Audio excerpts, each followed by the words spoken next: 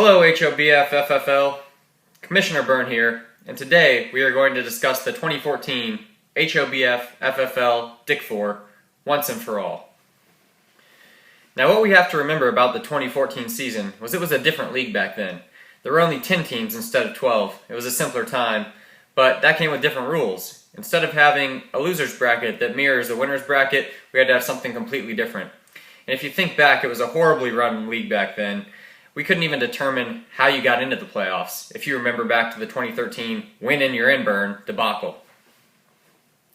So I went back to the tape and saw exactly how the winner's bracket and the loser's bracket should have been determined last season. Here, I have a list of last year's standings.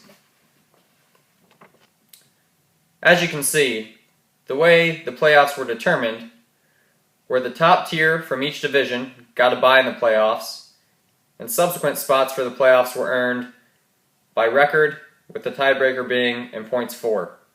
That left the bold teams to be in the loser's bracket. This was never explained by the former commissioner, and it's time that this comes to light. At the end of last season, there was never really discussion on how we would determine the actual Dickfor. Was this a regular season award, or was this something that we had to determine through a playoff bracket? It was never discussed, and we just basically went off of whatever ESPN gave us with no rules or regulations whatsoever.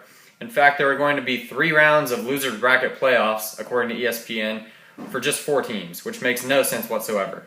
So based on what we looked at with the final regular season standings, here's what we actually should have come up with for our loser's bracket.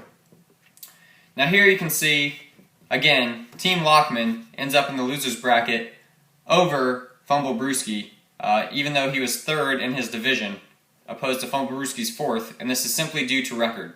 Again, we discussed this because the first team in each bracket gets a bye, while the rest are essentially wild cards.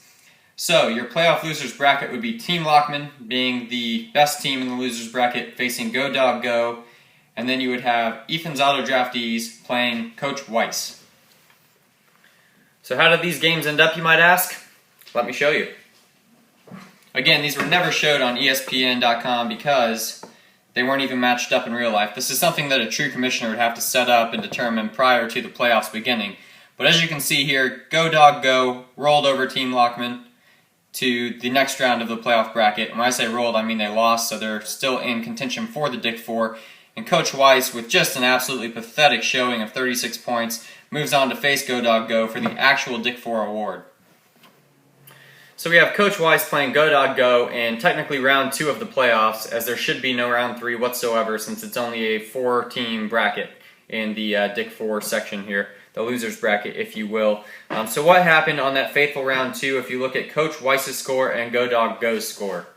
We have, can I get a drum roll please, because this is the official Dickfor of the 2014 season.